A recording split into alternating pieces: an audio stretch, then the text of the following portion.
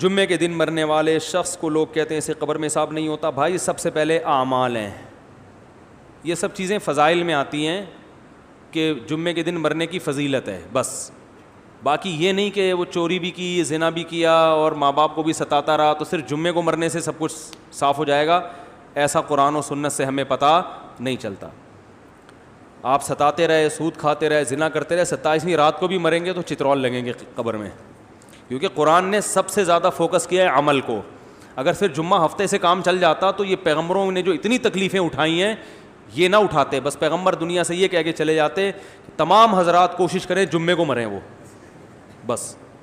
یتیموں کے حقوق اور یتیم کا مال جو کھاتے ہیں, آگ کے انگارے کھا رہے ہیں, اور زنا پر جو سزائیں رجم کی اور کوڑے لگنے کی اور آگ کی وعیدیں, اور ماں باپ کو ستانے والے کی بخشش نہیں ہوگی, وہ عورت جو شوہر کی ناشکری ہو, یہ سب ختم ہو جاتی نا. جیسے حدیث میں آتا نا کلونجی میں ہر بیماری کی شفا ہے, تو اس کا یہ مطلب نہیں ہے کہ اب ڈاکٹر کے پاس جانے کی ضرورت ہی نہیں ہے.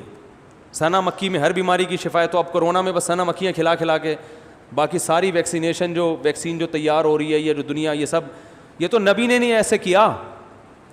اگر حدیث کا یہ مطلب ہوتا تو صحابہ کرام ہر گھر میں کلونجی رکھ لیتے, اور جب اسلامی حکومتیں قائم ہوئیں تو جو میڈیکل کالج کھلے ہیں اس زمانے میں وہ سارے آگ لگا کے بند کر دیتے. نہ کوئی حکیم ہوتا نہ ڈاکٹر ہوتا, بھائی ہر بیماری کے لیے کیا ہے کلونجی. جیسے وہ ایک حکیم صاحب تھے, ہر ایک کو کیڑوں کی دوا دیتے تھے. وہ جو بھی آتا نا حکیم صاحب, بھائی کیڑوں کی دوا, پیٹ میں درد ہے کیڑوں کی دوا. سنا یہ ہے, سنا بھائی آپ نے, آپ کو مزہ نہیں آئے گا. پھر جس نے نہیں سنا اس کو اس میں مزہ آئے گا. ہر ایک کو کیا دے رہے ہیں, کیڑوں کی دوا. ایک دن ایک آدمی درخت پہ چڑھا, نیچے گر گیا, ہڈی ٹوٹ گئی. حکیم صاحب کے پاس لے کر حکیم صاحب نے کیڑوں کی دوا دی. لوگ کہنے ہیں یار اس کا کیڑوں سے کیا تعلق ہے, ہڈی ٹوٹی ہے.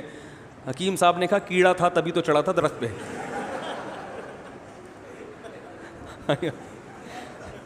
یہ آئندہ کے لیے دی ہے تاکہ آئندہ ایسی حرکت, ایک ہڈی تو ٹوٹ گئی ہے دوسری تو سلامت رہے نا. صحیح ہے نا. تو ہمارے یہاں بھی لوگ کیا کر رہے ہیں, ہر چیز میں بھائی کلونجی, ہر چیز میں بس سنا مکھی دے دو, بس شہد دے دو. حدیث کا یہ مطلب نہیں ہے.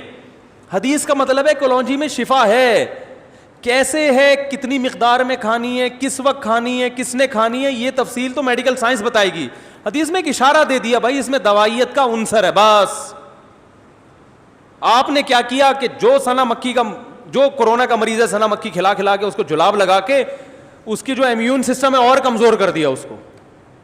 جیسے شہد کا مریض آیا, آپ نے کہا شہد میں قرآن میں آتا ہے شفا ہے, آپ نے پوری بوتل اس کو پلا دی, وہ مر گیا. وہ کیا ہوا, مر گیا. تو مرے گا نا شہد. جب آپ شوگر کے مریض کو شہد پلاؤ گے تو شوگر کا لیول کیا ہو جائے گا, ہائی. اور اب وہ مر گیا تو لوگ آپ کو پکڑ رہے ہیں, بھائی تو شوگر تھی پہلے, تو نے اس کو شوگر اور بڑھا دی. آپ کے قرآن میں آتا ہے شہد میں شفا ہے, تم قرآن کا انکار کر رہے ہو, تم دائرہ اسلام سے خارج ہو. یہ دلیل صحیح ہوگی. اس کو یہ کہا جائے گا قرآن میں اللہ نے اشارہ دے دیا کہ اس میں شفا ہے. شوگر کے مریض کو کیسے شفا ملے گی, اس کے طریقے الگ ہیں, اور بہت سے طریقے تو بھی دریافت ہی نہیں ہوئے نا. شوگر کے مریض کو ایسے تھوڑی کوئی ممکن ہے کسی دوا میں کھلا کے ملاؤ. اور یہ بھی ممکن ہے کہ شوگر کے مریض کی شفا کا مطلب یہ ہو کہ جو چینی سے بچ کے شہد کھائے گا تو شوگر کی بیماری کا حملہ کا خطرہ کم ہو جائے گا اس پہ, یہ بھی مطلب ہو سکتا ہے. تو 10 مطلب نکل سکتے ہیں. آپ نے ہر ایک کو وہی کل ایک ڈاکٹر اتنے پریشان, انہوں نے کہا یار لوگ اس طرح کی حدیثیں سن کے کرونا وائرس میں احتیاطی نہیں کر رہے, بس وہ سنا مکھی اور چیلنج ہو رہے ہیں کہ جو صبح سنا مکھی کھلا دو شام تک ٹھیک نہ ہوا تو 1 کروڑ روپے دوں گا. میں نے کہا جا کے فوراً 1 کروڑ روپے نکالو ان سے. تو صحابہ کے دور میں بھی حکیم ہوا کرتے تھے, میڈیکل سائنس نے ترقی کی ہے, تو اللہ کے نبی نے اشارہ دے دیا ہے کہ اس سے فائدہ ہوگا. کس کو ہوگا, کس وقت ہوگا, کتنا ہوگا, یہ تفصیل ہمیں نہیں بتائی. ہمارا ایمان ہے اللہ کے نبی پر کہ کلونجی میں ہر بیماری سے اللہ نے شفا رکھی ہے.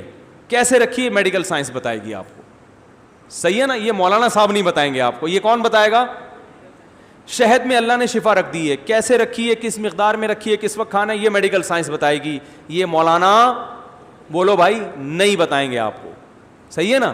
تو اب ہر ایک کو کیڑوں کی دوا نہ دیا کریں, ٹھیک ہے. اور کیا بات کیا چل رہی تھی, ہاں تو جمعے کے دن مرنے میں فائدہ ہوتا ہے, بس اتنا ہمیں پتا ہے. پورا ہی بخشا جاتا ہے ایسا نہیں ہے بھائی, اللہ بخش دے تو الگ بات ہے. جیسے آپ کو ہارٹ اٹیک ہو چکا ہے, اب آپ صرف کلونجی کے چند دانے چبا دو گے تو اٹیک نہیں ہوگا, ایسا نہیں ہے بھائی. اب تو وہ دوائیں بھی کھانی پڑیں گی, اور آپ نے 15 سال جو میرے مشورے پہ 2 پراٹھے صبح کھائے ہیں دیسی گھی کے, یا سوری دیسی گھی کے نہیں, وہ جو ہوٹل کے, تو وہ بھی اثر کریں گے اب 15 سال کے بعد, ٹھیک ہے نا. تو یہ سب کچھ ہوگا. تو اس لیے کلونجی بھی کھائیں, اور پہلی بات تو یہ کہ ان تمام بڑی بڑی چیزوں سے احتیاط کریں. تو اسی طرح اصل چیز ہے گناہ. دیکھو زہر, کلونجی میں شفا ہے, لیکن آپ نے کہا میں 1 چٹکی کلونجی کی بھی لوں گا, 1 چٹکی زہر کی بھی کھاؤں گا, کیونکہ زہر سے جو بیماری آئے گی کلونجی سے شفا مل جائے گی. یہ دلیل صحیح ہوگی؟ تو اسی طرح بھائی کلونجی میں شفا ہے بشرطے کہ زہر سے بچے, نقصان دہ چیزیں نہ کھائے, پھر شفا ہے. تو اسی طرح یاد رکھو جمعے کے دن مغفرت ہو جاتی ہے مرنے والے کی, بشرطے کہ جو زہر آخرت کے عذاب کا ذریعہ بنتا ہے نا, یتیموں کا مال کھانا, والدین کے حقوق ادا نہ کرنا, اس زہر سے بچے. تو پھر جو چھوٹی موٹی جراثیم ہے نا, وہ جمعے سے کیا ہو جائیں گے, وہ معاف ہو جائیں گے. تو صغیرہ گناہ, چھوٹے موٹے جو گناہ ہوتے ہیں وہ لیلۃ القدر میں مرنے سے بھی معاف ہو جاتے ہیں, جمعے میں مرنے سے بھی معاف ہوتے ہیں. جمعے میں مرنے سے تھوڑے والے جراثیم لیلۃ القدر میں تھوڑے اور اسٹرانگ جراثیم مر جاتے ہیں. لیکن یہ جو آپ جائیدادیں کھا کے بیٹھے ہوئے ہو بہنوں کی وراثت کے, حج فرض ہوا وہ نہیں ادا کیا آپ نے, ماں باپ کو ستایا, یہ اتنے بڑے بڑے جراثیم ہیں, یہ لیلۃ القدر کا اسپرے ان پہ کام بولو بھائی نہیں کرتا. تو اس کے لیے اللہ نے قرآن میں جو توبہ کا طریقہ بتایا ہے اور حقوق العباد ہیں تو وہ واپس کرنے پڑیں گے, وہی طریقہ ہے. بعض لوگ بہت غلو کرتے ہیں, جو بھی لیلۃ القدر میں مر گیا بس وہ ڈائریکٹ جنت میں, ایسا نہیں ہے. اور یاد رکھو جو کبیرہ گناہ کا مرتکب ہو کھلے عام, تو شریعت نے اس کو فیور کرنے کی اجازت نہیں دی ہے. اسی طرح کوئی بڑا گناہ گار ہو, کھلے عام ہو, چھپ کے گناہ کرنے والے کا تو حکم ہے شریعت میں پردہ ڈالو, چھپاؤ, کیسے ہی بڑا ہو, کھلے عام جرم کر رہا ہے, تو پھر اسلام میں حکم یہ ہے کہ اس کو جنت میں پہنچانے کی کوشش بولو مت کرو. کھلے عام زانی ہے, ڈاکو ہے, لاکھوں لوگوں کی جان لے لی اور مر گیا 27ویں رات کو, اب آپ کہہ رہے ہیں جنت میں جائے گا. یہ اس کا مطلب آپ لوگوں کے جذبات سے کھیل رہے ہیں. آپ یہ نہ کہیں کہ جہنم میں جائے گا, کیونکہ یہ تو اللہ ہی کو پتہ ہے کہاں جائے گا, لیکن کم از کم یہ بھی نہ کہیں کہ جنت میں جائے گا. اگر برے الفاظ سے یاد نہیں کریں تو اچھے الفاظ سے بھی یاد نہ کریں. سمجھ رہے ہو کہ نہیں سمجھ رہے؟ وہ گورباچوف تھا نا جس نے افغانیوں کا خون کیا تھا, 16 لاکھ افغانی قتل کر دیے تھے اس نے رشیا کی جنگ میں. ارے جب روس افغانستان کی جنگ ہوئی ہے تو 16 لاکھ افغانیوں کا, یہ تو آن دا ریکارڈ ہے, باقی لاکھوں اس کے علاوہ ہیں جن کا کوئی ریکارڈ ہی نہیں ہے, افغانستان کو کھنڈر بنا دیا. تو ایک صاحب گورباچوف پہ ترس کھا رہے تھے کہ اللہ کرے مسلمان ہو جائے, قیامت کے دن میں اس کی بخشش کرواؤں گا. تو ایک پٹھان بیٹھا ہوا تھا, اس نے کہا گورباچوف ملے تو صحیح قیامت کے دن, دیکھتا ہوں. واقعی صحیح کہہ رہا تھا. او بھائی 16 لاکھ انسان مار دیے, لاکھوں عورتوں کی عزتیں تباہ ہو گئیں, قیامت میں ملے تو صحیح, دنیا میں تو کچھ نہیں کر سکتے, قیامت میں بھی چھوڑ دیں. واہ بھائی واہ, تو نہیں چھوڑیں گے, ملے گا چھوڑیں گے آپ لوگ؟ گورباچوف قیامت کے دن کہیں چھاؤں میں آ جائے بس, بولے تو ذرا سائڈ پہ آ.